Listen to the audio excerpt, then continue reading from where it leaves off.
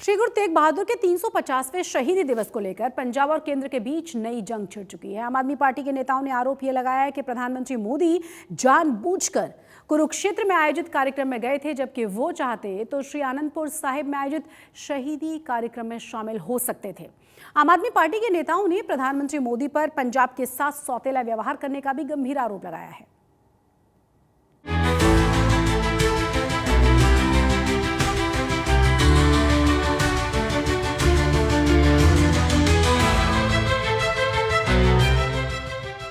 एक तरफ श्री गुरु तेग बहादुर जी के 350वें शहीदी दिवस समारोह को लेकर आनंदपुर साहिब में पंजाब सरकार की तरफ से भव्य कार्यक्रम आयोजित किया गया, तो दूसरी तरफ हरियाणा के कुरुक्षेत्र में सैन्य सरकार की तरफ से शहीदी दिवस को लेकर भव्य कार्यक्रम आयोजित किया गया।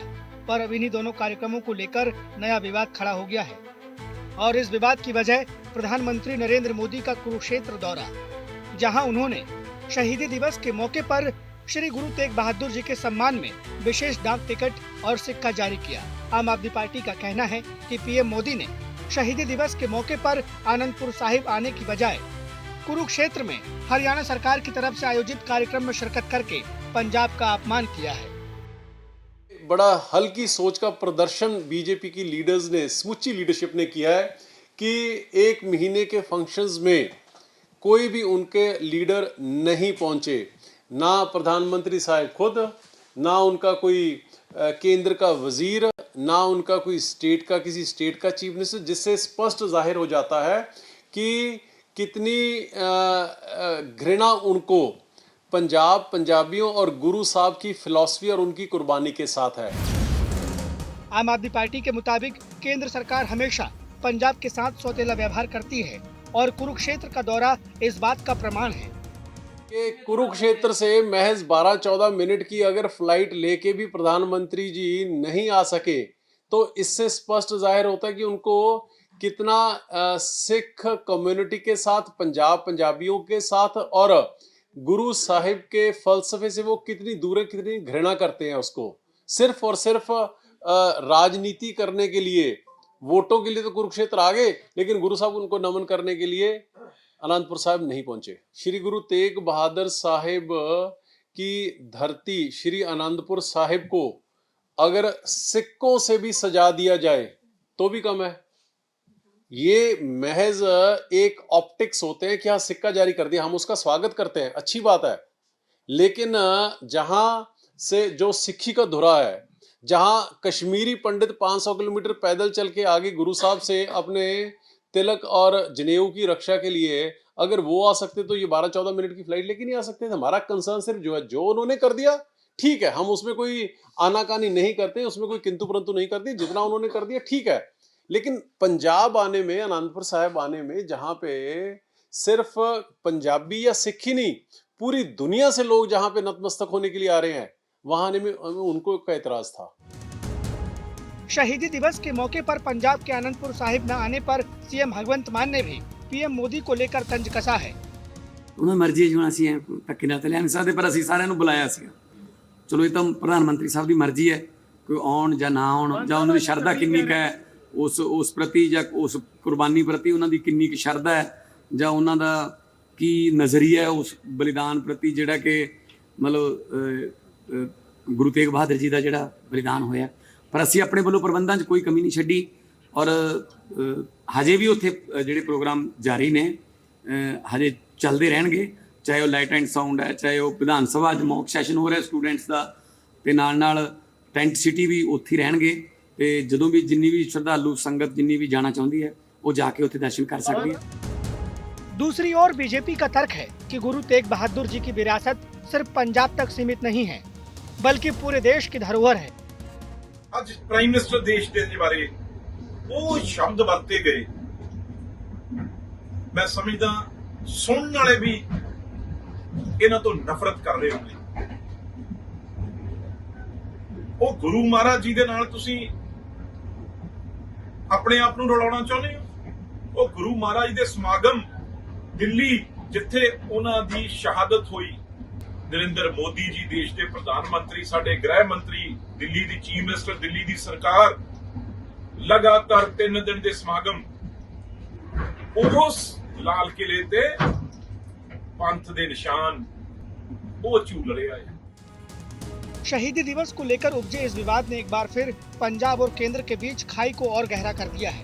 ऐसे में सवाल उठता है, क्या गुरु साहिब की विरासत को सम्मान देने की बजाय उसे सियासी समीकरणों में तोला जाना सही है? चंडीगढ़ से कमलजीत संधू के साथ आज तक ब्यूरो। पंजाब आम आदमी पार्टी के प्रधान अमन अरोड़ा के द्वारा प्रधानमंत्री मोदी पर लगाए गए गंभीर आरोपों पर उनसे बात की हमारी सहयोगी कमलजीत संधू ने। प्रधानमंत्री का कुरुक्षेत्र दौरा अब कंट्रोवर्सी में है। आम आदमी पार्टी सवालिया निशान उठा रही है कि आनंदपुर साहिब में जब उन्होंने इतना बड़ा प्रोग्राम किया तो उसमें शिरकत नहीं किया है। हमारे साथ बात करने के लिए कैबिनेट मंत्री अमन अरोड़ा हैं, सीधा उन्हीं से बात करते हैं।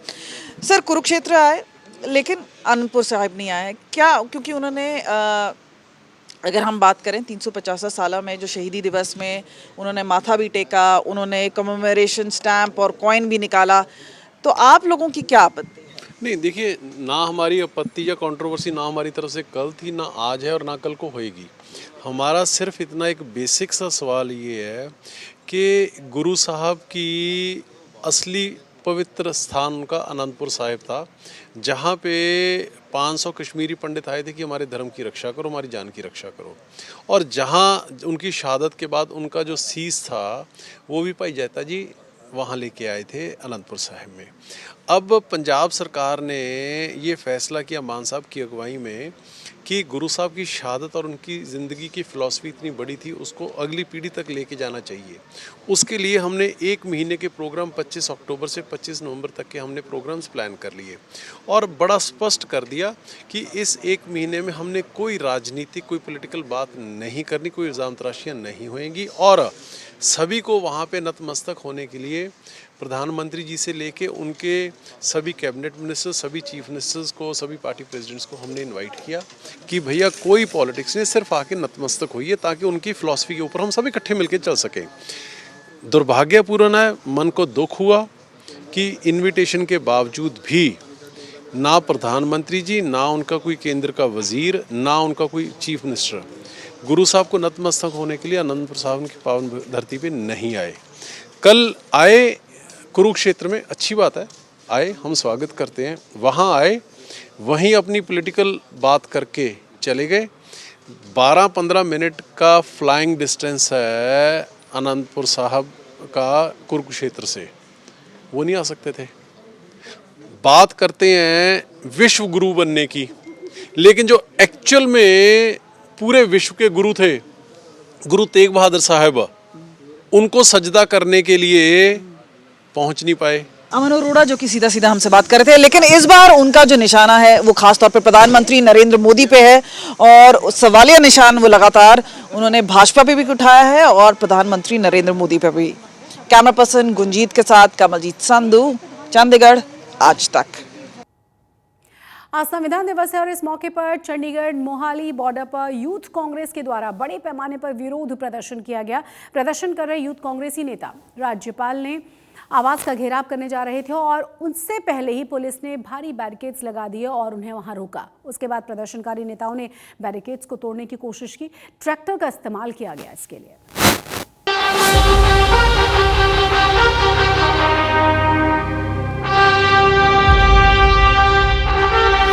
हम भारत के लोग।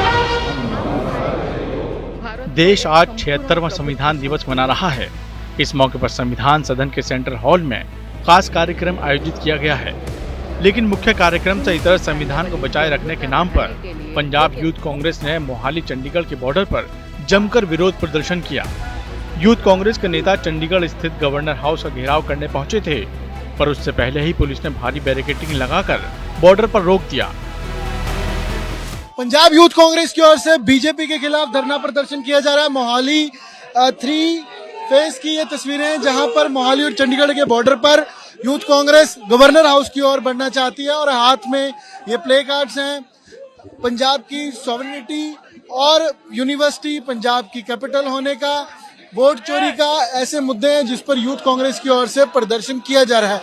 आज कॉन्स्टिट्यूशनल डे भी है और संविधान दिवस के आज मौके पर यूथ कांग्रेस की ओर से प्रदर्शन किया जा रहा है। राष्ट्रीय अध्यक्ष उदय भान यहाँ मौजूद है और पंजाब यूथ कांग्रेस के प्रधान मोहित मोहिंद्रा की अध्यक्षता में ये प्रदर्शन किया जा रहा है। पंजाब भर के जो यूथ कांग्रेस के लीडर हैं वो यहाँ पर पहुंचे हैं और नारेबाजी भाजपा केंद्र सरकार के खिलाफ की जा रही है। बैरिकेडिंग के ऊपर की तस्वीरें आप देखिए कि, और यहाँ पर चंडीगढ़ पुलिस है दूसरी ओर, जिनकी तरफ से यूथ कांग्रेस को रोका गया है कि गवर्नर हाउस का घेराव ना किया जाए। देखते ही देखते मोहाली चंडीगढ़ पर बॉर्डर पर स्थिति तनावपूर्ण हो गई। प्रदर्शन कर रहे यूथ कांग्रेस के नेता बैरिकेडिंग पार करने के लिए बैरिकेडिंग पर चढ़ गए। इस दौरान कुछ प्रदर्शनकारियों की पुलिस के साथ झड़प भी हुई। खुद को संविधान का रक्षक बताने वाले यूथ कांग्रेस के नेताओं ने चेतावनी दी कि अगर वोट चोर गद्दी नहीं छोड़ेंगे तो यूथ कांग्रेस दिसंबर महीने में पीएम आवास के बाहर भी प्रदर्शन करेगा।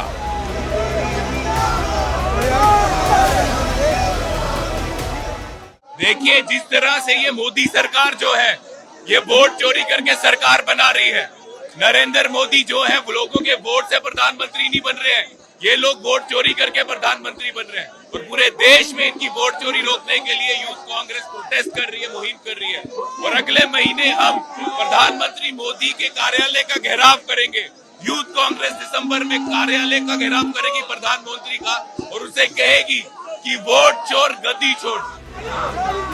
संविधान के नाम पर यह आर पार की जंग वोट बैंक के मुद्दों पर, संस्थाओं की स्वतंत्रता के नाम पर और अंत में राजनीतिक हार जीत के नाम पर छिड़ी हुई है। यही वजह है कि जब पुलिस के द्वारा की गई बैरिकेडिंग हाथों से नहीं हटी तो यूथ कांग्रेस के नेता बैरिकेडिंग को तोड़ने के लिए ट्रैक्टर लेकर पहुंच गए, जिससे माहौल और गर्म हो गया। तनाव बढ़ता देख पुलिस ने कई यूथ कांग्रेस नेताओं को हिरासत में ले लिया और उन्हें बसों में बैठाकर वहां से हटाया गया। देखिए, मोहाली और चंडीगढ़ का ये बॉर्डर है, जहां एक तरफ चंडीगढ़ पुलिस है और दूसरी ओर यूथ कांग्रेस के यहाँ पर अध्यक्ष देश के जो इंडियन यूथ कांग्रेस के हैं तो वो उदयभान यहाँ मौजूद थे। मोहित मोहिंद्रा पंजाब के अध्यक्ष मौजूद थे और यहाँ पर ट्रैक्टर के साथ आगे जाने की कोशिश है। बैरिकेडिंग पर यूथ कांग्रेस के लीडर खड़े हुए थे, प्रदर्शन नारेबाजी उनकी ओर से की जा रही थी और इस समय भी प्रदर्शन जारी है। सर्वोत्तम राणा मोहाली के अध्यक्ष हैं, क्या मांग है आपकी इसके अलावा, क्योंकि वोट चोरी का आप इल्जाम लगा रहे हैं, उसके अलावा कौन कौन से मुद्दे जिस पर आप प्रदर्शन कर रहे हैं? सर, आज ये हमारा जो धरना प्रदर्शन, रोष प्रदर्शन श्री हमारे उदयमान चिप जी राष्ट्रीय अध्यक्ष जी के नेतृत्व में हमने ये धरना प्रदर्शन किया है। हमारी मांगे ये है कि जो सेंटर सरकार की तरफ से, आपको हाल ही में पता है कि जो उनकी तरफ से धक्का पंजाब के साथ एक बिल्कुल अलग वितकरा किया जा रहा है। चाहे सेंटर की तरफ से हम लगाए, पंजाब यूनिवर्सिटी का मुद्दा है, सेंटर चंडीगढ़ को क्लेम करने लग गया है कि चंडीगढ़ को पंजाब से हटाना चाहिए। मैं बोलता हूं, मैं मोहाली से मैं जिला अध्यक्ष हूं, मुझे पता कि मेरे जिले के 25 से 30 गांव उजाड़ के ये चंडीगढ़ अपना स्टेट बसा है, यूटी बसा है, तो इस पे हम क्या कह सकते हैं कि पंजाब का हक नहीं है। ये हमारी मांग ये है कि चंडीगढ़ पंजाब का है और पंजाब का ही रहेगा। तो आप आगे गवर्नर हाउस जाएंगे? जी, हमारे राष्ट्रीय अध्यक्ष जी को डिटेन किया गया, अरेस्ट किया गया है यहाँ से, बट हमारी यूथ कांग्रेस की बाकी सारी टीम गवर्नर हाउस की तरफ कूच कर रही है। प्रदर्शन कर रहे यूथ कांग्रेस नेताओं का कहना है कि केंद्र सरकार पंजाब के अधिकारों पर लगातार धक्का कर रही है, फिर चाहे कृषि कानून हो, बाढ़ राहत में देरी, पीयू में पंजाब के हिस्से पर विवाद या फिर चंडीगढ़ संबंधित बिल। चंडीगढ़ से अमन भारद्वाज, आज तक। गुरदासपुर में एक बार फिर से पुलिस चौकी के बाहर धमाके वाली साजिश को अंजाम दिया गया। इस धमाके में 3 से 4 लोगों के घायल होने की खबर सामने आई। पुलिस के मुताबिक धमाका ट्रक का टायर फटने की वजह से हुआ था, जबकि हादसे में घायल हुए चश्मदीदों के मुताबिक धमाका किसी बॉम्ब के जैसा था।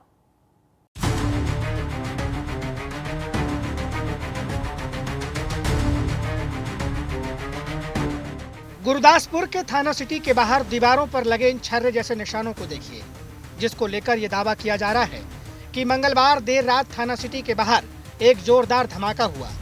ये धमाका इतना तेज था कि जैसे किसी ने बम फोड़ा हो। इस बीच धमाके से जुड़ा एक पोस्ट सोशल मीडिया में वायरल हो रहा है, जिसमें गुरदासपुर में हुए धमाके की जिम्मेदारी ली गई है। वायरल पोस्ट में संगठन ने धमकी भी दी है कि पंजाब में ऐसे ग्रेनेड हमले होते रहेंगे। हालांकि पुलिस का कहना है कि ये एक फेक पोस्ट है और थाने के बाहर कोई धमाका नहीं हुआ।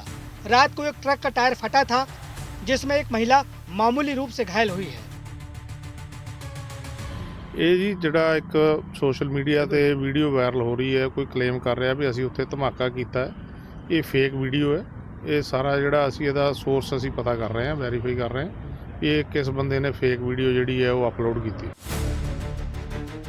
इस बीच इस धमाके में घायल हुई 2 महिलाएं भी सामने आई है। धमाके में घायल हुई सपना शर्मा और उनके पति रमेश शर्मा के मुताबिक धमाके के बाद चारों तरफ धुआं फैल गया था और धमाके की वजह से वो हवा में उछलकर सड़क पर गिर गई थी।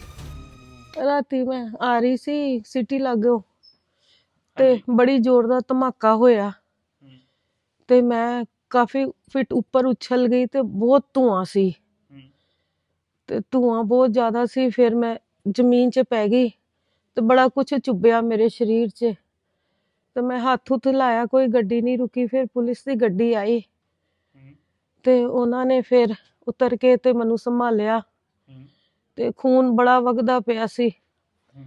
उन्होंने फिर गड्डी च बिठा के एड्रैस पूछया, फिर मैनू छड्ड के गए घर। शाम ਨੂੰ ਦੁਕਾਨ ਤੇ ਬੈਠਾ ਦਾ ਸੀ ਤੇ ਪੁਲਿਸ ਦੀ ਆ ਕੇ ਗੱਡੀ ਖੜੀ ਹੋਈ ਹੈ ਤੇ ਮੁਲਾਜ਼ਮਾਂ ਨੇ ਦੱਸਿਆ ਕਿ ਐਦਾਂ ਤੁਹਾਡੀ ਵਾਈਫ ਦੇ ਜਿਹੜੀ ਹੈ ਨਾ ਸੱਟ ਲੱਗ ਗਈ ਹੈ, ਟਾਇਰ ਫਟਿਆ ਸੀ ਤੇ ਉਹ ਸੱਟ ਲੱਗ ਗਈ ਹੈ ਤੇ ਤੁਸੀਂ ਦੇਖੋ। ਇਹਦੇ ਪੇਸਮੇਕਰ ਪਿਆ ਦਾ ਸੀ ਤੇ ਉਹਨਾਂ ਨੇ ਕਿਹਾ ਵੀ ਇਹ ਕਿ ਇਹਨਾਂ ਦਾ ਇਲਾਜ ਕਰਾਓ। ਮੈਂ ਗਿਆ ਫਟਾਫਟ ਬਾਹਰ ਜਾ ਕੇ ਇਹਨੂੰ ਉਤਾਰਿਆ ਗੱਡੀ 'ਚੋਂ ਲਿਆ ਕੇ ਦੁਕਾਨ ਤੇ ਬਿਠਾਇਆ। ਉਹਨਾਂ ਦਾ ਧੰਨਵਾਦ ਕੀਤਾ ਕਿ ਤੁਸੀਂ ਲੈ ਆਏ ਹੋ ਤੇ ਉਹ ਚੱਲ ਗਏ। ਅਸੀਂ ਵੇਖਿਆ ਤੇ ਉਸੇ ਵੇਲੇ ਜਿਹੜਾ ਬਲੱਡ ਬਹੁਤ ਵਗਣ ਲੱਗ ਪਿਆ। ਦੇਖੋ ਜੋ ਹਾਲਾਤ ਦੱਸਦੇ ਪਏ ਆ ਉਹ ਤੇ ਜਾਂ ਜੋ ਇਹ ਦੱਸ ਰਹੀ ਉਸ ਹਿਸਾਬ ਨਾਲ ਤੇ ਉਹ ਟਰੱਕ ਵਾਲੀ ਤਾਂ ਕੋਈ ਵਾਰਦਾਤ ਨਹੀਂ, क्योंकि ਜੇ टायर फटिया होए तो ट्रक उत्थे होना ही। वहीं धमाके में जख्मी हुई दूसरी महिला अनु के मुताबिक देर रात जब वो अपने पति के साथ थाना सिटी के आगे से गुजर रही थी तभी जोरदार धमाका हुआ और चारों तरफ धुआं ही धुआं हो गया। इस दौरान उनके सिर में और पति की आंख में गंभीर चोटें आई हैं। ਅਸੀਂ ਤਿੰਨੇ ਜਾਣੇ ਸਕੂਟੀ ਤੇ ਜਾਂਦੇ ਵੀ ਆਪਣੀ ਚਾਚੀ ਸੱਸ ਦਾ ਪਤਾ ਲੈਣ ਲਈ ਤੇ ਇੱਕਦਮ ਹੀ ਬੜੀ ਜ਼ੋਰ ਦੀ ਧਮਾਕਾ ਆਇਆ। ਉਧਰ ਪਰਲੀ ਸਾਈਡ ਤੇ ਪੁਲਿਸ ਲਾਉਂਦੇ ਸੀ, ਉੱਥੇ ਇੱਕ ਜਨਾਨੀ ਡਿੱਗ ਪਈ। ਉਧਰੋਂ ਦੀਦੀ ਕਹਿਣ ਲੱਗ ਪਈ ਮੇਰੇ ਸਿਰ ਤੇ ਕੋਈ ਵੱਜਿਆ ਕੁਛ, ਉਧਰੋਂ ਮੈਂ ਵੀ ਕਹਿਣ ਲੱਗ ਪਈ ਮੇਰੇ ਸਿਰ 'ਚ ਵੀ ਵੱਜਿਆ। ਮੇਰਾ ਘਰ ਵਾਲਾ ਕਹਿੰਦਾ ਮੇਰੀ ਅੱਖ ਤੇ ਕੁਛ ਵੱਜਿਆ ਵੇ ਤੇ ਅਸੀਂ ਉੱਥੇ ਫਟਾਫਟ ਆਪਣੀ ਸਕੂਟਰੀ ਰੋਕੀਏ, ਰੋਕ ਕੇ ਤੇ ਅਸੀਂ ਇੱਕ ਦੂਜੇ ਨੂੰ ਵੇਖਣ ਲੱਗ ਪਏ ਆ ਤੇ ਉਹ ਜਦੋਂ ਦੇਖਿਆ ਤਾਂ ਮੇਰੇ ਹਸਬੈਂਡ ਦੇ ਏਦਾਂ ਕਰਕੇ ਖੂਨ ਉਹਦੇ ਕਿੰਨਾ ਹੀ ਆਇਆ। बहरहाल पुलिस इस घटना को धमाका मानने से इनकार कर रही है और सिर्फ ट्रक का टायर फटने की घटना मान रही है। पर पंजाब में ऐसा पहली बार नहीं है जब इस तरह की घटनाओं को पुलिस ने नकारा है। इससे पहले अमृतसर में पुलिस चौकी के बाहर हुए ब्लास्ट की घटना को भी पुलिस ने टायर फटने की घटना बताया था। गुरदासपुर से बिशंबर बिट्टू के साथ आज तक ब्यूरो। मुख्यमंत्री भगवंत मान आज गुरुदासपुर के दौरे पर थे, जहां उन्होंने गुरुदासपुर के दीनानगर में नए शुगर मिल प्रोजेक्ट का शुभारंभ किया है। नए शुगर मिल के उद्घाटन के दौरान सीएम मान ने गन्ना किसानों को लेकर भी बड़ा ऐलान कर दिया। सीएम मान ने पंजाब के गन्ने का भाव कर दिया है 401 रुपए से बढ़ाकर 416 रुपए प्रति क्विंटल, जो पूरे देश में सबसे ज्यादा है। सहकारी जी खंड मिल लिमिटेड जी है ਉਹਦੇ 'ਚ 5000 TCD ਤੱਕ ਦੀ ਸਮਰੱਥਾ ਦੀ ਰਿਫਾਈਨਡ ਸਲਫਰ ਰਹਿਤ ਸ਼ੂਗਰ ਮਿਲ ਨਵੀਂ ਤੇ ਕੋ ਜਨਰੇਸ਼ਨ ਪਲਾਂਟ ਜਿਹੜਾ ਉਹ ਲੋਕਾਂ ਨੂੰ ਸਮਰਪਿਤ ਕੀਤਾ ਗਿਆ। ਇਸ ਵਕਤ 2850 250 ਗੰਨਾ ਕਿਸਾਨ ਜਿਹੜੇ ਇਸ ਮਿਲ ਨੂੰ ਗੰਨਾ ਸਪਲਾਈ ਕਰ ਰਹੇ ਨੇ, ਪਰ ਇਹ ਪ੍ਰੋਜੈਕਟ ਸ਼ੁਰੂ ਹੋਣ ਨਾਲ ਕਿਸਾਨਾਂ ਦੀ ਗਿਣਤੀ ਵੱਧ ਕੇ 7025 ਹੋਈ, ਲਗਭਗ 3 ਗੁਣਾ किसानों की गिनती बढ़ूगी। मोहाली के डेराबस्सी अंबाला हाईवे के पास पंजाब पुलिस और लॉरेंस गैंग के शूटर्स के बीच मुठभेड़ हुई और इस मुठभेड़ के बाद पुलिस ने गैंग के 4 शूटर्स को गिरफ्तार भी कर लिया है, जिसमें से 2 शूटर्स के पैर में गोली लगी हुई है, जिन्हें इलाज के लिए अस्पताल में भर्ती करवा दिया गया है। शुरुआती जांच में पता ये चला है कि पकड़े गए शूटर विदेश में बैठे हैंडलर के निर्देश पर काम कर रहे थे, साथ ही साथ ट्राई सिटी और पटियाला में टारगेटेड हमले की योजना बना रहे थे। पुलिस ने मौके से 7 पिस्तौल और 70 के करीब कारतूस भी बरामद कर लिए हैं, जिन्हें फॉरेंसिक जांच के लिए भेज दिया गया है। ये जब इनको देखा आके चेक किया तो ये 4 मेंबर थे, चारों में से 2 इंजर्ड हुए हैं। हमारे भी 2 मुलाजिम को इन्होंने मारने की कोशिश की, दोनों के बुलेट प्रूफ जैकेट पे लगी है। एक HC गगन, एक कांस्टेबल गुलाब है, दोनों बच गए हैं। और इनमें से जो है एक तो लात पे लगी है, एक के लगी है वो सीरियस है, उसको हॉस्पिटल ले गए हैं, उसका वहाँ पे तुरंत इलाज चल रहा है, जो अक्यूज़ड है। और इनसे 7 वेपन मिले हैं और 70 के अबाउट कार्ट्रिजेस मिले हैं। फरीदकोट पुलिस ने टारगेट किलिंग की वारदात को अंजाम देने जा रहे 3 युवकों को गिरफ्तार कर लिया। गिरफ्तार किए गए तीनों ही आरोपी विदेश में बैठे बदमाशों के इशारों पर लुधियाना में मर्डर की वारदात को अंजाम देने जा रहे थे। पुलिस के मुताबिक पकड़े गए आरोपियों को वारदात के लिए 20 से 25 लाख रुपए ऑफर किए गए थे। आरोपियों के पास हथियार भी बरामद हुए हैं और सभी फरीदकोट और बरनाला के रहने वाले बताए जा रहे हैं। ਇਹਨਾਂ ਨੇ ਐਜ਼ ਅ ਟੀਮ ਕੰਮ ਕਰਦੇ ਹੋਏ ਮਲਟੀਪਲ ਮੋਡਿਊਲਸ ਨੂੰ ਬ੍ਰੇਕ ਕੀਤਾ ਹੈ, ਜਿਹਦੇ ਵਿੱਚ ਰੀਸੈਂਟ ਜਿਹੜਾ ਮੋਡਿਊਲ ਬਸਟ ਹੋਇਆ ਹੈ ਉਹ ਕੱਲ ਬਸਟ ਹੋਇਆ, ਜਿਹਦੇ 'ਚ 3 ਬੰਦੇ ਅਰੈਸਟ ਹੋਏ ਨੇ ਔਰ ਇੱਕ ਟਾਰਗੇਟ ਕਿਲਿੰਗ ਜਿਹੜੀ ਹੋਣੀ ਸੀ ਲੁਧਿਆਣਾ ਸ਼ਹਿਰ 'ਚ ਉਹ ਅਵਰਟ ਕੀਤੀ ਗਈ ਹੈ। ਦੱਸਣਯੋਗ ਗੱਲ ਇਹ ਵੀ ਹੈ ਕਿ ਇਹ ਜਿਹੜੇ 3 ਬੰਦੇ ਹੈ ਇਹਨਾਂ ਨੂੰ ਹੈਂਡਲ ਕਰਦੇ ਸੀ ਜਿਹੜੇ ਬਾਹਰ ਬੈਠੇ ਬਦਮਾਸ਼ ਨੇ, ਔਰ ਉਹ ਬਦਮਾਸ਼ ਵੀ ਫਰੀਦਕੋਟ ਨੂੰ ਬਿਲੋਂਗ ਕਰਦੇ ਸੀ ਤੇ एक्सटॉर्शन केसां च पहला वांटेड सी।